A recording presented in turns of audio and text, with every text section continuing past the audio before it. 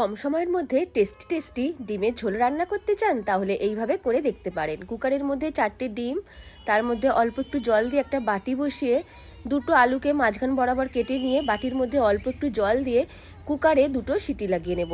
Cooker ঠান্ডা হয়ে গেলে খুলে নিয়েছি। আলু আর ডিম ভালোভাবে সেদ্ধ হয়ে গেছে। কড়াইয়ে পরিমাণ মতো তেল দিয়ে নুন আর হলুদ গুঁড়ো দিয়ে প্রথমে ডিমগুলোকে খোসা ছাড়িয়ে হালকা করে ভেজে নেওয়ার পর আলুর টুকরোগুলোকে দিয়েও ভেজে নিলাম। বাকি তেলের মধ্যে জিরে, গরম মশলা, তেজপাতা, শুকনো লঙ্কা ফোড়ন দিয়ে দিলাম 1 চামচ আদা রসুন কাঁচা লঙ্কা বাটা। তারপর দিয়ে দিলাম পেঁয়াজ, টমেটো, ধনেপাতা কুচি। সব কিছুকে দিয়ে আরও কিছুক্ষণ ভেজে নিয়ে পরিমাণ মতো লঙ্কা গুঁড়ো, হলুদ গুঁড়ো, ধনে গুঁড়ো, অল্প একটু কাশ্মীরি লঙ্কা গুঁড়ো আর পরিমাণ মতো নুন দিয়ে ভালো করে কষিয়ে নিয়ে জল দিয়ে তারপর দিয়ে দিলাম ভেজে রাখা আলু আর ডিম। আরও কিছুক্ষণ কষিয়ে নিয়ে দিয়ে দিলাম হালকা 1 গ্লাস গরম জল। কিছুক্ষণ ঢেকে ফুটিয়ে নেব 2-4 মিনিটের জন্য, তাহলেই রেডি।